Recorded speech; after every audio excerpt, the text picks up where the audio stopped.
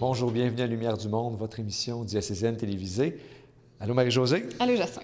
Alors aujourd'hui à l'émission?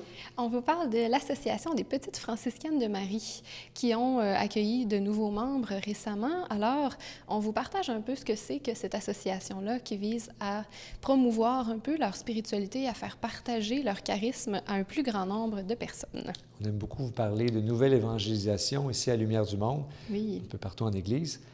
Aujourd'hui, on veut vous faire découvrir les parcours alpha. Que j'aime beaucoup, qui nous permettent de redécouvrir les fondements de la foi chrétienne, souvent autour d'une table pour en discuter. Alors, un reportage sur le sujet. Et pour commencer l'émission, on vous parle de la place des jeunes au sein du service de la messe. En fait, il y a quelques paroisses du diocèse de Québec qui se sont regroupées, qui ont formé un groupe, le Club des servants. Alors, c'est vraiment une initiative intéressante pour les jeunes qu'on vous laisse découvrir aujourd'hui. Bonne émission.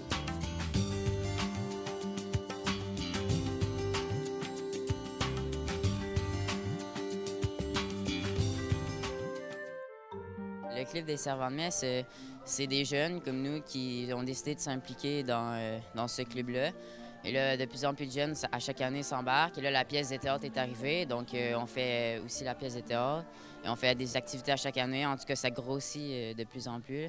Et c'est vraiment bien là. Dans le fond, on sert la messe un dimanche par mois ou deux, selon nos disponibilités. Et, on aide la communauté, dans le fond. C'est des jeunes, en fait, de toutes les églises de la paroisse qui ont, je dirais, entre 7-8 ans et ça va même jusqu'à 18 ans maintenant. Donc, une quarantaine de jeunes là, qui se réunissent ensemble pour faire plein d'activités. Puis, évidemment, à chaque dimanche, là, sont, comme dans toutes les églises, il y en a qui vont pour servir la messe. Ils ont toutes leurs cédules, sont assidus, là, ils se présentent, ils accompagnent le prêtre à l'hôtel, tout ça. Puis en même temps, c'est un groupe qui est serré parce que justement, vu qu'on fait des activités tout ça à l'extérieur, ça leur permet là, vraiment de développer quelque chose entre eux. Puis c'est un club de jeunes qui aiment ce qu'ils font puis qui sont heureux là, d'être au service de leur communauté.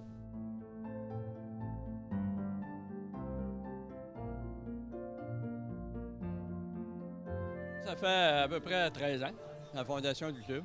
C'est que lorsque les paroisses se sont rencontrées, on devait commencer à travailler, commencer à s'unir ensemble. À l'occasion, à ce moment-là, c'était le lac Saint-Charles, Stoneham, Tewksbury, Lac-Beauport et Notre-Dame de Laurentide.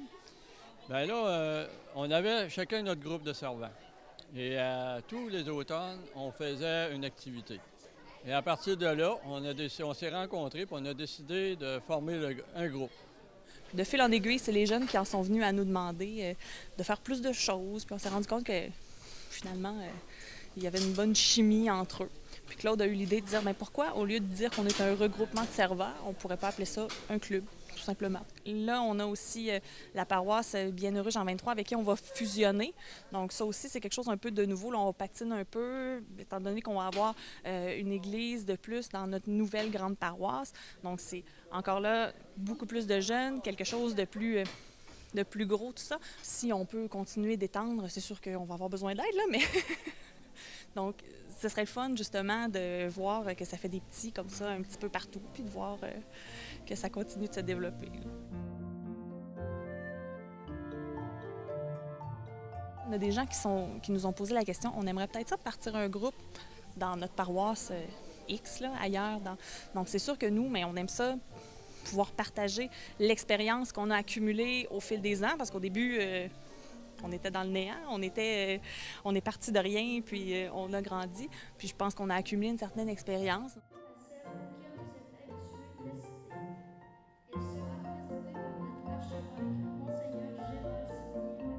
C'est sûr que la première activité de l'année, c'est toujours la messe d'accueil, où on accueille les nouveaux servants.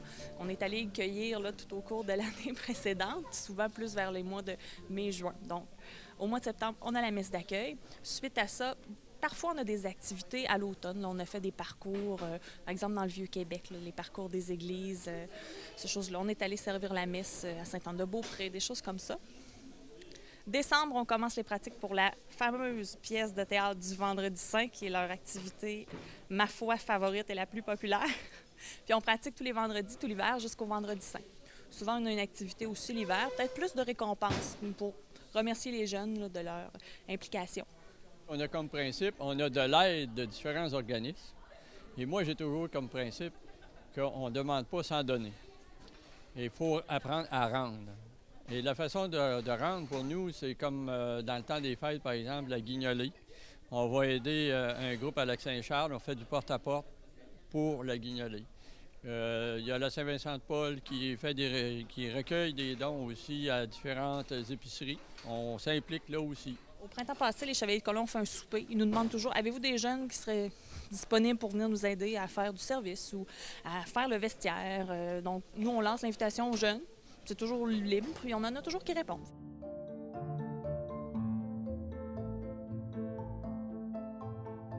J'ai voulu m'impliquer dans l'église, puis je faisais la chorale. Puis je voyais Marc-Antoine aussi servir, puis ça m'a donné le goût. C'est une façon de s'impliquer dans sa communauté. Ça permet de s'épanouir aussi, puis de connaître d'autres jeunes. C'est une manière de vraiment s'amuser, puis aussi de découvrir la parole à chaque dimanche. Puis c'est le fun. Surtout un groupe, ça nous permet de rentrer dans l'Église à notre façon. Ça nous force aussi à porter attention beaucoup à ce qui se passe autour de l'Église, surtout moi personnellement. J'ai été beaucoup intéressé par le conclave dernièrement. J'y portais beaucoup d'attention. Le site ACDQ, qui font beaucoup de reportages. Je regarde souvent des reportages sur ce site-là aussi. Il y a des personnes qui ont plus peur de se faire regarder croche. C'est peut-être la peur que j'ai eue quand je suis rentré au secondaire, d'être chrétien. De le dire ouvertement, ça a pris du temps avant que je le fasse, mais maintenant je le fais, puis j'ai pas vraiment de honte à le faire. Je suis encore plus respecté quand je le dis que quand je le dis pas du tout. La pièce de théâtre au Vendredi Saint, ma grand-mère m'avait emmenée avec ma cousine. Puis après ça, j'ai décidé de m'inscrire dedans justement avec ma cousine Lucie. Puis ça fait 4 ans qu'on est là-dedans, puis on aime bien ça les deux. C'est aller aider d'autres mondes à servir la messe, puis aussi être avec un groupe de jeunes très dynamique. Puis en même temps, il y a plein d'activités pendant l'année aussi dans le Club des servants, fait que ça permet de se faire des nouveaux amis. Puis c'est pas juste d'aller servir la messe, c'est toutes les activités qui entourent aussi le Club des servants. Moi, j'aime beaucoup la pièce de théâtre. Ça permet de nous exprimer puis de faire... C'est vraiment le fun. Puis c'est toute Sarah Kim qui écrit la pièce. Puis on était encore une fois avec tous nos amis, puis c'est long, puis c'est dur à apprendre tout notre texte, mais on a vraiment du fun, puis des fois c'est drôle. Moi, je dirais que c'est une activité, une affaire à faire en lien avec l'Église, amusant, pour faire... ça peut nous aider en même temps, pour une petite activité à faire avec... Puis ça nous aide à nous impliquer dans des affaires. J'ai commencé en secondaire 1. Parce que dans le fond, il fallait que je fasse du bénévolat à mon école. J'ai décidé de m'embarquer dans le Club des servants et j'ai tellement aimé ça que j'ai continué pour ma 4e année cette année. Pour ma part, ça m'apporte beaucoup de maturité parce que je vois un peu comment la vie se passe. Je travaille avec des personnes plus âgées. Moi, je trouve ça vraiment bien qu'on puisse aider des personnes qui veulent vraiment s'impliquer. J'adore faire la guignolée dans le temps des vacances de Noël. En fait, aller dans l'IGA et demander aux autres d'aider à leur tour, parce que nous, on aide, mais c'est bien de demander aux autres d'aider pour qu'on forme un tout à la fin avec l'argent ramassé qu'on donne aux plus pauvres. De s'embarquer dans quelque chose qu'on ne connaît pas, c'est vraiment incroyable parce qu'on peut découvrir plusieurs choses, comme mon frère a dit, de se faire plusieurs nouveaux amis, connaître d'autres mondes de la communauté. Il ne faut jamais hésiter à foncer.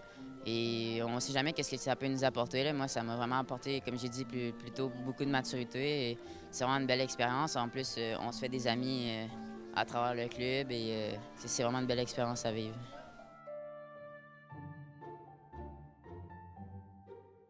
Quand on est comme ça, qu'on bâtit quelque chose ensemble, en tant que jeune, ça peut juste être enrichissant. Puis de voir aussi qu'ils ne sont pas tout seuls. Parce que moi, je me souviens à cet âge-là que je me sentais beaucoup toute seule. Puis de les voir comme ça ensemble, puis qu'ils développent des amitiés qui sont solides aussi, qui sont belles.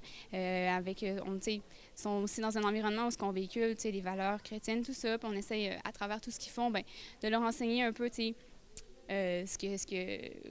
comment vivre avec Dieu, tout ça, là, un peu leur foi, tout ça. Donc, ils grandissent en même temps dans leur foi.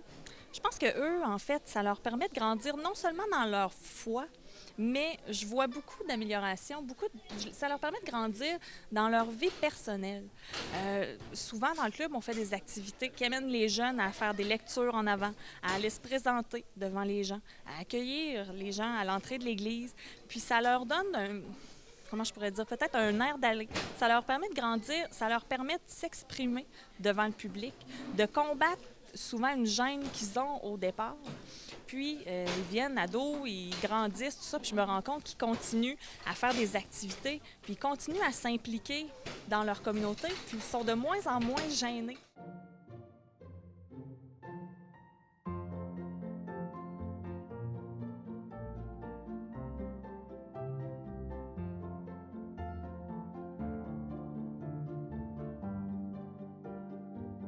Je me suis ramassée ici au fur et à mesure des petites activités qui ont demandé mon implication. Mais je pense que je le fais depuis 13 ans déjà, 13-14 ans. Je m'implique avec ces jeunes-là parce que, quel exemple je pourrais donner? Quand on fait la pièce de théâtre, c'est souvent la cacophonie totale. Souvent, on arrive au mois de mars, les jeunes ne savent pas leur texte, les jeunes n'ont pas travaillé.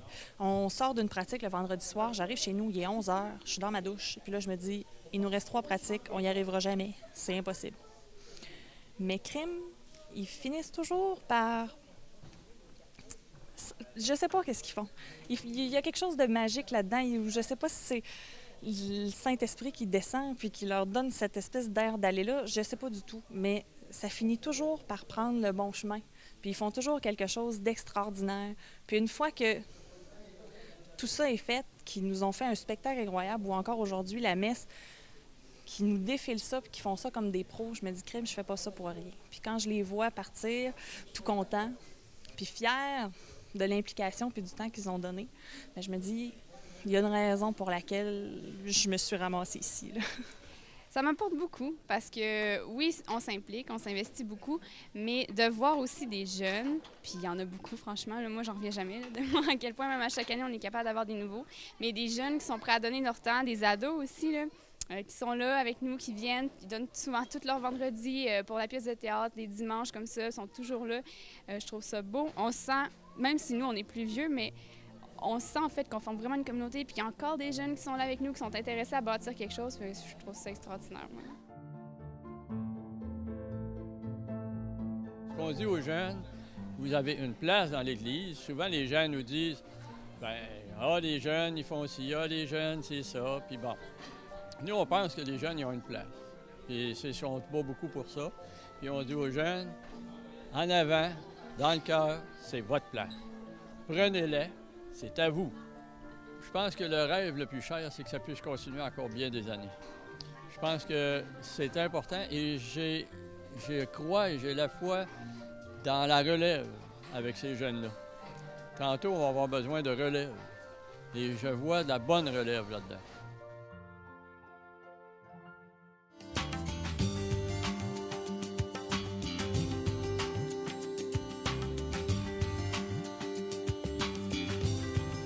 Bonsoir à chacun et chacune de vous et bienvenue à cette célébration tout à fait particulière puisque se joignent à la communauté chrétienne de Baie-Saint-Paul les associés des Petites franciscaines de Marie.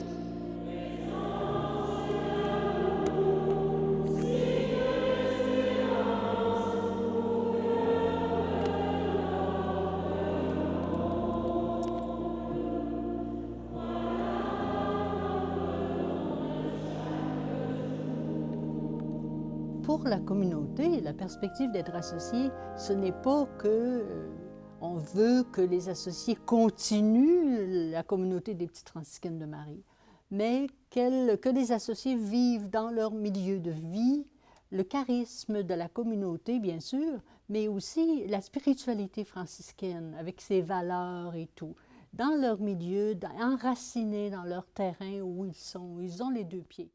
Disons que j'avais un vide intérieur et je cherchais quelque chose pour combler ce vide intérieur. Alors, je me suis présentée à la Maison Mère.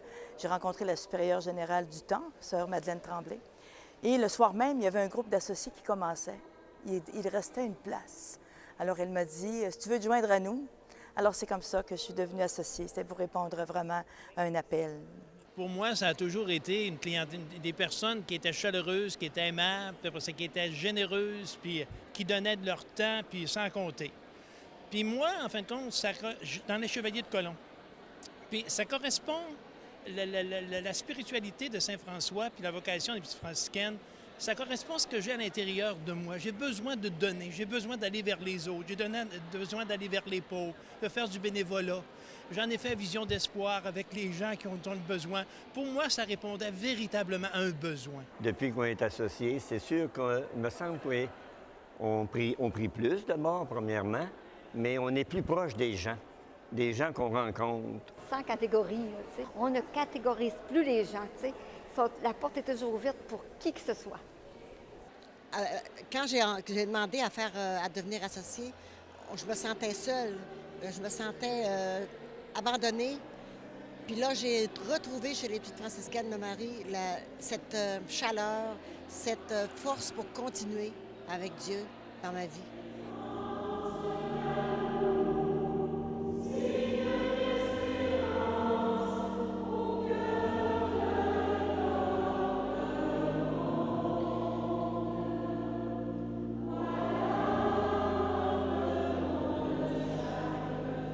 De par les fonctions que tu accomplissais avant ta retraite, est-ce que tu peux nous parler comment les fondatrices ont pu t'aider là-dedans? C'est venu changer un peu ma vie à l'approche du malade. Je me sentais vraiment, là, je sentais que les soins que je donnais avaient une autre dimension. Moi, je suis enseignant. Des fois, c'est un peu plus difficile à passer dans une école, là, ces valeurs-là.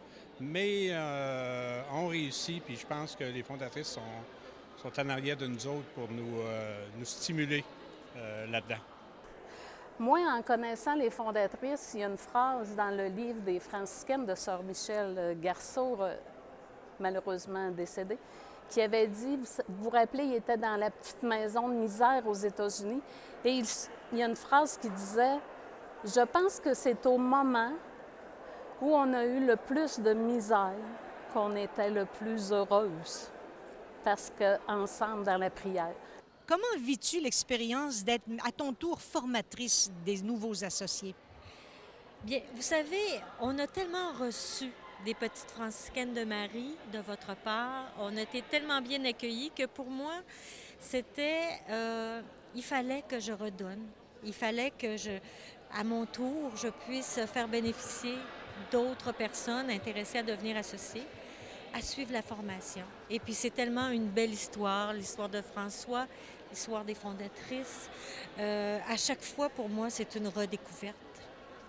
Normand chemine toujours avec toi, ton époux? Oui, et Normand, souvent, il est moins engagé comme moi en paroisse et chez les associés.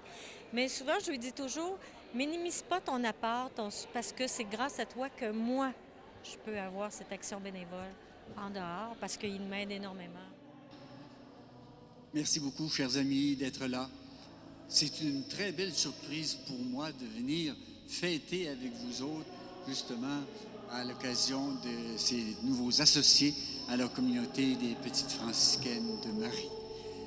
C'est merveilleux et j'ai comme l'impression que le pape doit être avec nous autres aujourd'hui. Ce qui m'interpelle le plus du pape François, c'est que sa simplicité. Et puis, il aime les pauvres, la pauvreté.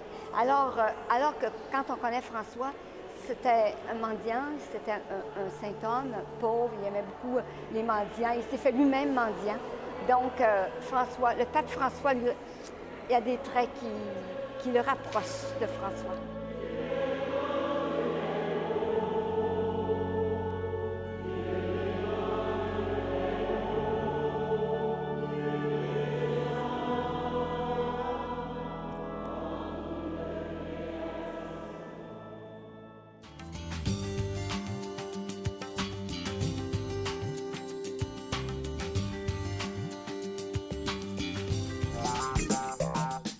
Le parcours Alpha est une méthode simple et éprouvée pour faire de la première annonce, une manière de former et de multiplier des leaders laïques. Présent dans plus de 165 pays dans le monde, ces parcours, aussi représentés dans la région de Québec, donnent une occasion d'explorer le sens de la vie et de développer la foi chrétienne. Existant sous différentes formes, ils se vivent essentiellement sous le signe de l'accueil, de l'ouverture et de la convivialité. Alpha, ce sont d'abord des parcours offerts aux paroisses, et ce sont les paroisses qui prennent ça en charge. Ce sont des parcours qui permettent de découvrir la foi chrétienne, puis de rencontrer Jésus-Christ. Ensuite, on s'aperçoit qu'Alpha aussi permet de former des disciples et de développer des leaders. Globalement, Alpha, c'est vraiment une école de vie chrétienne pour des gens qui veulent connaître le christianisme et s'intéresser à la vie de leur communauté. Aujourd'hui, actuellement, il y a environ tout près de 15 millions de personnes à travers le monde qui ont vécu le parcours Alpha. C'est rendu dans 165 pays et c'est traduit dans environ 50 langues. Ça veut dire que, dans le fond, le parcours Alpha est vraiment un processus qui a plu à beaucoup de monde. Et cette démarche-là, elle s'est divisée en différentes options. C'est-à-dire qu'il peut y avoir du parcours Alpha qu'on appelle classique, qui est les bases de la foi chrétienne. Il y a des parcours pour les couples en préparation au mariage, Alpha Duo.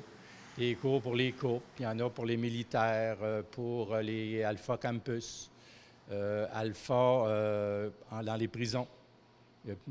À travers le Canada, il y a peut-être plus de 50% des prisons qui ont vécu le parcours Alpha.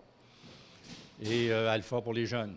Et alors, c'est tous des démarches qui font que maintenant, Alpha a vraiment pris une place à l'échelle internationale. Pour ce qui est de la région de Québec, je dirais qu'entre 1500 et 2000 personnes ont vécu la démarche. Et suite à ça, bien, on constate que beaucoup de ces gens-là se sont impliqués en paroisse.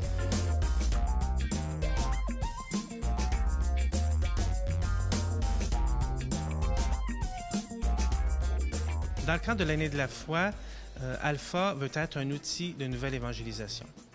Et on ne peut pas dire qu'on a beaucoup d'outils pour la première annonce de l'Évangile. Alpha en est un. Il y en a peut-être d'autres, mais Alpha en est un. Mais c'est une pédagogie interactive qui mise beaucoup sur la relation. Il y a des contenus, mais ce n'est pas d'abord ça qui fait la force des parcours Alpha, c'est vraiment sa dynamique relationnelle du début à la fin. Du souper, en passant par le partage en petits groupes et les au revoir à la fin de la soirée. Un dîner, ça peut changer une vie. Un dîner, ça peut changer une vie. D'abord, il y a l'accueil où certains bénévoles sont plus en charge d'accueillir les gens. Un beau bonjour, une belle accolade, ça fait toujours du bien lors de l'accueil. Il y a le souper en groupe, tout le monde ensemble, où le thème est libre de discussion. Une question à Dieu? Pourquoi? Est-ce qu'il y a une vie après la mort? Pourquoi tu ne te montres jamais? Ça existe, le paradis. Qu'est-ce que tu fous? Est-ce que tu m'aimes? Après le souper, il y a la conférence en tant que telle, où c'est soit un orateur qui est là ou un visionnement de vidéos. Par la suite, il y a un partage en petits groupes où les participants du groupe se rencontrent ensemble avec quelqu'un qui est en charge du petit groupe et de faire témoigner échanger sur le thème de la soirée.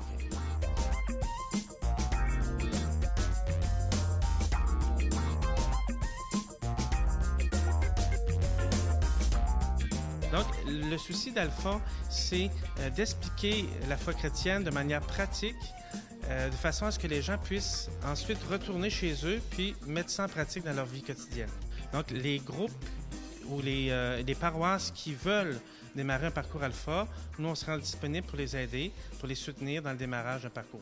Bien, moi, je suis convaincu. J'ai déjà participé au synode il y a en 92, je crois, et on disait dans ce temps-là déjà, l'avenir de l'Église va passer par des petits groupes de partage qui vont être capables de vivre leur foi et de la partager ensemble et après ça, de la célébrer en communauté.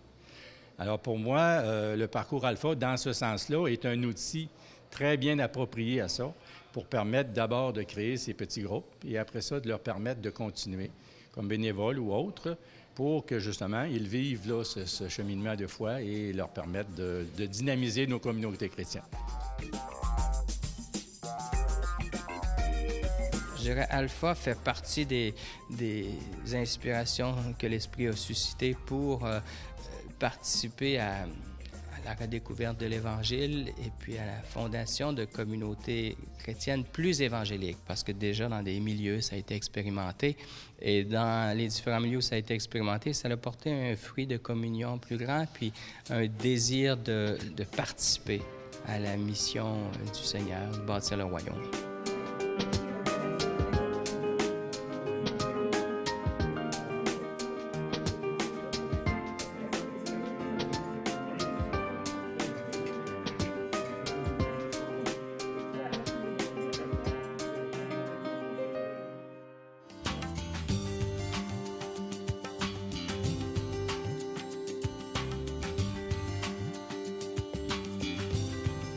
Moi, Jasmin, je ne connaissais pas les parcours Alpha, mais je peux dire que je suis vraiment interpellée par le côté informel de la première rencontre. Je trouve ça bien parce que je trouve que c'est à travers une relation d'amitié, à travers l'approfondissement d'une relation qu'on parvient à mieux partager notre foi. Donc, je trouve que c'est vraiment un beau parcours. Absolument.